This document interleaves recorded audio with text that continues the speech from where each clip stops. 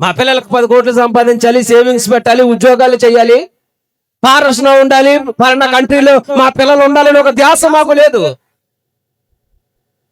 సంఘానికి వస్తున్న కుటుంబాలు వెలిగించబడాలి, వ్యక్తిగత జీవితాల్లో దీవించబడాలి, వాళ్ళ కుటుంబం, వాళ్ళ పిల్లలు, వాళ్ళ బ్రతుకు వెలిగించబడాలని మీకోసం ఏడ్చేటివాడి సేవ కూడా ఉన్నాడు. మేము ఏడ్చే ఏడుపు ఎందుకో తెలుసా? మీరు బాగుండాలని ఏడుస్తాం, మీరు నవ్వుతే మురిసిపోతాం, మీరు బాగుంటే ఆనందిస్తాం. ఎందుకో తెలుసా? దేవుడు మాకు నేర్పించింది అదే. దేవుడు మాకు నేర్పించింది అదే. దేవుడు మా ముందు పెట్టింది అదే. ఫలానా తాయాలి, ఫలానా చెయ్యాలని కాదు.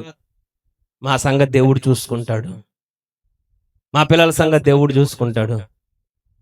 మీరు బాగుండాలి, మీరు బాగుండాలి, మీరు మాత్రం బాగుండాలని మీకోసం నిత్యము ఏడ్చి ప్రార్థన చేసి తన సుఖాన్ని కూడా విడిచిపెట్టేవాడే సేవకుడై ఉన్నాడు. ఈ మాటలు ఎందుకు మీకు చెప్తున్నాను అని అంటే, మేము ఇన్ని సుఖాలు విడిచిపెట్టి మీ కొరకు ఎందుకు పని చేస్తున్నామంటే, మీరు నిత్య రాజ్యం అనే పంటను మీరు కొయ్యాలి.